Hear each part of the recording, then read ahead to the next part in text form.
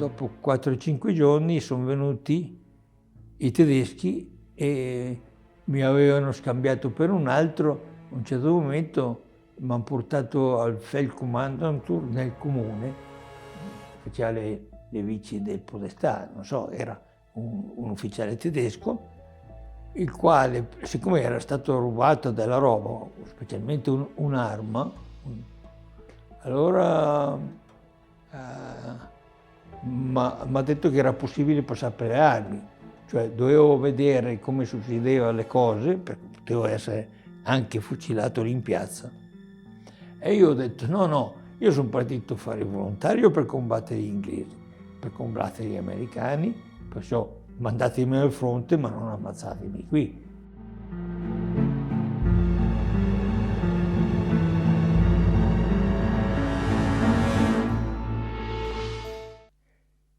Eravamo tutti contenti, perché era appena finita la guerra di Spagna, con tutta l'allegria che c'era nella nazione. Prima ancora la guerra d'Africa, nel paese dove abitavo io, c'erano le damigiane del vino che andavano per le strade, e perciò tutta la gente pensava solo di aver conquistato l'impero. Ed è stato così.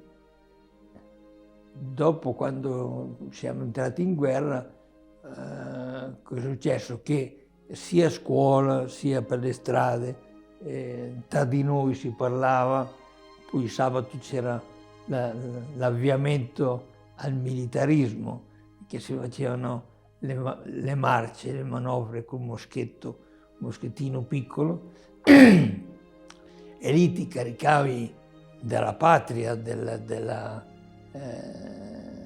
guerra, ecco, perché la guerra è nata attraverso questi discorsi. La mattina andavi a scuola, le prime cose che facevi erano quelle, non so, quando arrivava dentro il maestro o la maestra, allora cominciavi a segnarti, a fare la segno della croce, poi dava l'attenti e salutavi il re, perché allora c'era il re, il Papa, il Re e il Duce, il crocifisso. Dava l'attenti, saluto il Re, saluto il Duce e seduti, cioè riposo e seduti. E ci sedevamo sul banco di scuola e cominciava la lezione.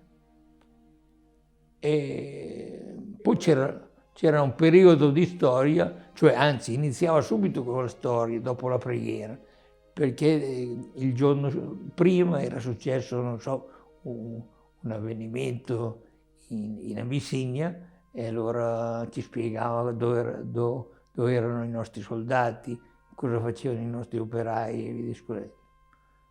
E ogni frase che veniva fuori in noi veniva caricata come un panino, cioè ci nutrivamo di storia. Beh, il primo arruolamento l'ho preso io perché sono scappato via da casa. Sono scappato via da casa perché nel mio paese c'erano tanti soldati, c'era l'80° fanteria, distaccamento dell'80° fanteria, che io andavo a trovare tutti i giorni alla stazione, vicino, era chiamato il Cantinone, questo posto dove avevano loro l'accampamento. Così, sentendoli parlare loro, sentivo dire che una zona bella era Padova, cioè il Veneto, e allora un bel giorno ho deciso di scappare a vedere com'era sto Padova. Sono scappato a Padova, mia madre mi ha cercato, il prete del paese dove ero andato a fare lo zingaro io per una settimana, si è informato chi fossi, chi non fossi, e lì mia madre è venuta a prendermi. Quando sono arrivato a casa ho trovato la cartolina per presentarmi a Venezia al corso della Crème. Ho fatto 8-10 giorni a Venezia, alla scuola, e adesso non mi ricordo l'isola dove eravamo, poi sono stato mandato a casa. A casa dopo, qui eravamo ai primi del 43, m'ha mandato La Spezia, anzi neanche La Spezia, era Forte dei Marmi, e c'erano 3 colonie complete di allievi marinai. Erano le scuole CREM e io facevo parte dei siluristi. È venuto il 25 luglio, c'è stato un po' di movimento, ma noi eravamo tutti volontari, tutti ragazzi, tutti giovani, c'erano pochi vecchi, nessuno ha fatto niente.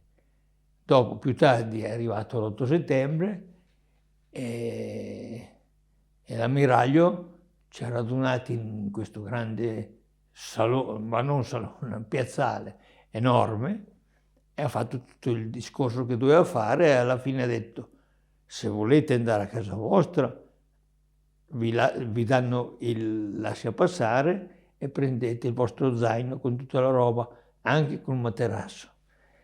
E allora, appunto, con l'entusiasmo che avevamo di star via e di andare a casa, si è scelto quello per andare a casa, perché ha detto: qui viene chiuso tutto, e noi non sapevamo cosa prendere. Ho fatto 5-6 giorni di viaggio per arrivare a casa, perché da Forte dei Marmi sono andato a Viareggio per cercare il treno. Da Viareggio siamo andati sul tetto, sempre sul tetto del treno, a Firenze. A Firenze abbiamo passato la notte dentro la stazione, che era una stazione nuova, e lì ho venduto una vecchia macchina fotografica e il materasso di lana. È venuto uno, mi ha chiesto. E boh. Dopo abbiamo preso un treno per Bologna. A Bologna i tedeschi sparavano e loro ci hanno consigliato di tornare indietro. Io ero sempre vestito di bianco e andavo dove andavano gli altri. E lì siamo saliti sul treno, pieno così, i tedeschi sparavano, chi scappava da una parte, chi scappava dall'altra. E io invece sono stato tirato su da 2 alpini che erano già sul tetto, che allora le carrozze di trasporto, i vagoni merci, no? Avevano in testa o in coda della carrozza una gabina supplementare dove ci andava il frenatore, il quale in necessità andava. E noi ci siamo buttati lì. Quando a un certo momento sento che il treno fischia, un fumo, perché andava a carbone, infila dentro la galleria e gli viene dentro una fumata. Io istintivamente alzo la testa per guardare cosa c'era fuori, e uno dei 2 alpini mi ha dato una sberla sulla testa, mi ha buttato giù e dice: guarda che lì c'è la corrente elettrica, ti puoi bruciare. Infatti erano già in funzione, ma non tutti i treni erano elettrici. Sono arrivato a Parma, saranno state le 4.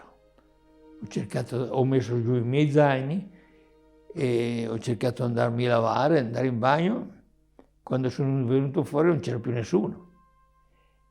E cioè non c'era più la mia roba, c'era tanta gente, ma non c'era la mia roba. Ho cominciato a gridare, a urlare, che non salta fuori un tizio e mi dice: cosa succede? Dico: avevo i miei zaini qui, non c'è più niente, io devo andare a casa. Allora è venuto fuori un interprete con un tedesco, mi hanno portato dentro nel magazzino dove c'era tantissima roba e mi hanno fatto scegliere quello che volevo, ma il mio zaino, la mia roba non me l'hanno mica data. Cioè c'era dentro tutta roba dell'esercito, ma non della marina. Io ero sempre vestito di marina. Allora sono arrivato a casa con un po' tutta questa roba che mi avevano dato. Dopo 4-5 giorni sono venuti i tedeschi e mi avevano scambiato per un altro. A un certo momento mi hanno portato al Feldkommandantur nel comune, faceva le vici del podestà, non so, era un ufficiale tedesco, il quale, siccome era stato rubato della roba, specialmente un'arma, allora m'ha detto che era possibile passare per le armi, cioè dovevo vedere come succedevano le cose, perché potevo essere anche fucilato lì in piazza. E io ho detto no, io sono partito a fare il volontario per combattere gli inglesi, per combattere gli americani, perciò mandatemi al fronte ma non ammazzatemi qui, perché tanto io non ho fatto niente.